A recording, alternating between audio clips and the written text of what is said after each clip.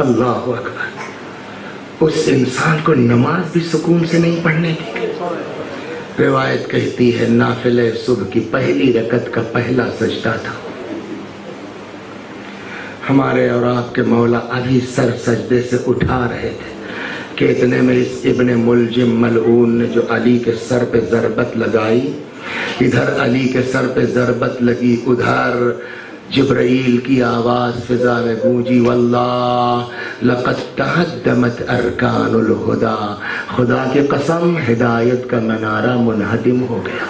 قد قتل وصی المصطفیٰ، قد قتل علی المرتضیٰ، وصی پیغمبر قتل کر دیے گئے، جانشین پیغمبر علی مرتضیٰ قتل کر دیے گئے.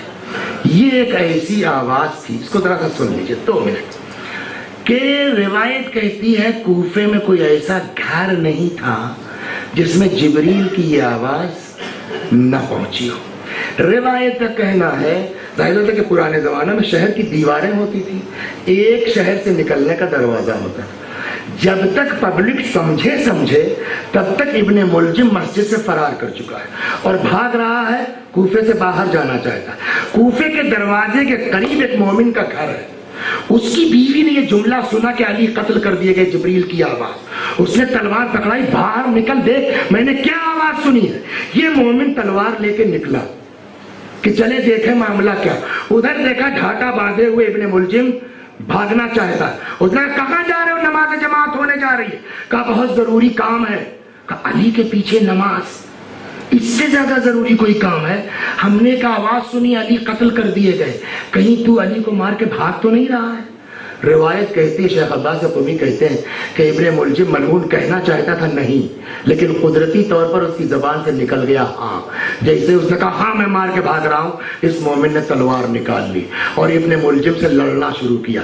تب تک پیچھے سے مسجد سے جو لوگ آئے تھے اس کو دوڑاتے ہوئے، ایک ڈسٹینس تھا ابن ملجم میں اور پبلک کے درمیان. اس مومن نے جب لڑنا شروع کیا تب تک پیچھے سے پبلک آ گئی اور اس ملعون کو گرفتار کر لیا گیا. ادھر گرفتار کر کے اس کو گھر لایا گیا. ادھر مسجد کا حال یہ ہے کہ روایت کہتی ہے جیسے ہی مولا کی نظر پڑی امام حسن پر، دیکھا، فرمایا بیٹا پہلے نماز پوری کرا دو. امام حسن علیہ السلام نے نماز پوری کرائی. 2 رکعت نماز میں کتنا وقت لگتا ہے؟ 2 منٹ، 4 منٹ، 5 منٹ، بس نہ. اتنی تیز زہر نے اثر کیا ہے کہ روایت کہتی ہے کہ اصحاب نے چاہا کہ مولا کو پکڑا کے لے چلے، پیر زمین پر علی کا ٹک نہیں رہا ہے. ایک کمبل نما کوئی چیز لائی گئی، مولا کائنات کو اس پر رکھا گیا. اللہ اکبر، چاروں کونوں سے اصحاب نے پکڑ لیا. روایت میں ہے کہ جیسے ہی لے کے چلے اچانک امام حسن کی چیخ نکل پڑی. جیسے ہی امام حسن رونے لگے، مولا کائنات نے بلایا، فرمایا بیٹا حسن کیوں روتے ہو میرے لال؟ سب کا باپ مرتا ہے، کوئی تم پہلے نہیں ہو جس کا باپ اس دنیا سے جا رہا، صبر کرو میرے لال. امام حسن روئے، مولا نے چپ کرایا. کہتے جیسے ہی مسجد سے لے کے نکلے اچانک امام حسین کی چیخ نکل پڑی. امام حسین کو بلایا مولا نے، بیٹا صبر کرو میرے لال، چپ ہو جاؤ، سب کا باپ مرتا ہے. امام حسین کو بھی چپ کرایا. غور کی جگہ ہے، حسن روئے، مولا نے چپ کرایا، حسین روئے، مولا نے چپ کرایا. لیکن جب مولا کو لے کر کے گھر آئے ہیں، بستر پر امیر المومنین کو لٹایا گیا ہے، تو جیسے مسجد میں حسن و حسین رو رہے تھے، باپ کو اس عالم میں دیکھ کے بیٹیوں نے رونا شروع کیا. زیب و ام کلثوم نے رونا شروع کیا. مگر تاریخ کہتی ہے وہ علی جس نے حسن سے کہا چپ ہو جاؤ بیٹا، جس نے حسین سے کہا چپ ہو جاؤ بیٹا، جب بیٹیوں نے رونا شروع کیا تو بجائے چپ کرانے کے روایت سنیں گے، تاریخ کہتی ہے مولا کائنات زور زور زینب و ام کلثوم کے ساتھ رونا شروع کیا. میں کہوں گا مولا آپ کی بیٹیاں کمسن نہیں تھی، باپ ابھی زندہ تھا، لیکن وہ روئی تو آپ نے چپ نہیں کرایا بلکہ ان کے ساتھ ساتھ آپ بھی روئے ہیں. لیکن ہائے کربلا کا میدان، 4 سال کی بچی ہے، باپ کے کٹے ہوئے سر کے جسم کے ساتھ تڑپ کے روتی ہے، تازیوں نے کھاتی. ماشاءاللہ ماشاءاللہ، اجرکم علی اللہ. جزاکم रब्बकुम, बस 2 जुमले और खत्म दुआ। काफी वक्त ले लिया मैंने आपका, माजरत चाहता। दरवाजे पर मजमा लगा है, पब्लिक चाहती है कहीं से कुछ खबर आ जाए अंदर से कि मौला की कैफियत क्या है। कि इतने में दरवाजा खुला, इमाम हसन अलैहिस्सलातु वस्सलाम हुजरे से बाहर आए, एक निगाह डाली मजमे पर। आप खुद बताइए इस वक्त कितना, 12:30 1 के करीब है ना। कोई कहां से, कोई कहां से, कोई कहां से, आज 1400 साल के बाद आप आ गए। उस वक्त कूफे में जब अली को जरबत लगी होगी, कोई अपने घर में बैठा रहेगा चाहने वाला और शिया मजमा है ठाटे मारना अली के दरवाजे पर। इमाम हसन ने घर का दरवाजा खोला, बाहर निकले, एक निगाह मजमे पर डाली, फरमाया कूफे वालों, बाबा की हालत अच्छी नहीं है। कूफे वालों, बाबा किसी से मिल नहीं सकते हैं, तुम लोग अपने अपने घरों को वापस चले जाओ। सब चले गए। एक सहाबी है जिसका नाम है असबाग इब्ने नुबाता।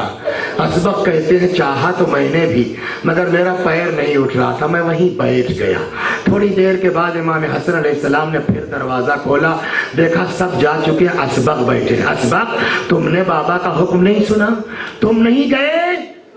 असबग ने जवाब दिया, मौला लिजलाए ला यहमिलुनी, ए मौला मेरा पैर मेरे जिस्म का बोझ बर्दाश्त करने को तैयार नहीं है, मैं कैसे चला जाऊं? एक बार मेरे मौला को दिखला दीजिए, एक बार आका की जियारत करवा दीजिए। इतना गिड़गिड़ाए हैं असबाग कि आखिरकार इमाम हसन अंदर गए। कहते हैं बाबा सब चले गए, असबाग नहीं जाते। हजरत ने कहा बुला लो। असबाग कहते हैं मैं घर में दाखिल हुआ, अमीरुल मोमिनीन को गश आता था, होश में आते थे, गश आता था, होश में। जैसे ही होश में आते थे वसीयत करना शुरू करते थे। अल्लाहु अकबर। असबग कहते हैं कि मैंने देखा इमाम के जख्म के ऊपर जर्द रंग के कपड़े की पट्टी बंधी है, मगर मेरे लिए ये तय करना मुश्किल था कि कपड़े का रंग ज्यादा जर्द है या मेरे मौला के चेहरे का रंग ज्यादा जर्द हो चुका है। अल्लाहु अकबर। तबीब ने कहा जो वसीयत करना हो कर लीजिए। 19 का पूरा दिन गुजर गया, 19-20 की रात गुजर गई, 20 का पूरा दिन गुजर गया। अब मुझे नहीं मालूम, मैंने नहीं पढ़ा किसी किताब में कि ज़ैनब ने इन 3 दिनों में क्या सहरी की, अबुल फजल अब्बास ने इन 3 दिनों में क्या इफ्तारी की, नहीं मालूम। लेकिन जिस वक्त अली को एहसास हुआ कि मेरा आखिरी वक्त है, एक एक को बुलाया, वसीयतें शुरू की, सबको हाथ इमाम हसन के हाथ में दिया, मगर अब्बास को हसन के हवाले नहीं किया। एक कोने में बैठ के मौला रो रहे हैं। माँ ने पूछा क्या बात है? अम्मा सबको भैया हसन के हवाले किया, मुझको नहीं किया। लेके आई आका, मेरे बच्चे से कुछ गलती हुई है। फरमाया नहीं। कहाँ है अब्बास? अब्बास को अपने कलेजे से लगाया और उस वक्त मौला ने वसीयत की, ए बेटा अब्बास, इज़ा दखलत शरिया फइय्याका अन तशरबल मा व अखूकल हुसैन बिशाना।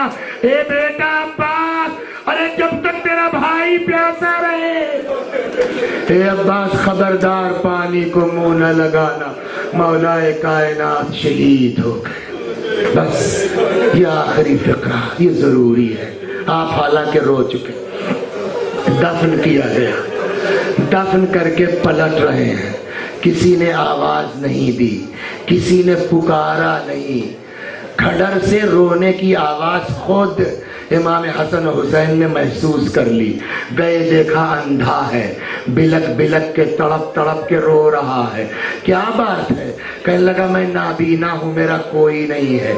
एक आदमी था जो आता था रात को, मेरा सर अपने कानों पे रखता था, अपने हाथ से रोटियां का लुक़्मे तोड़ तोड़ के मुझको। आज 3 दिन हो गया है, पता नहीं वो करम फरमा कहाँ रह गया। क्या तुमने नाम नहीं पूछा? का भला कोई इतना एहसान करेगा और नाम नहीं पूछूंगा?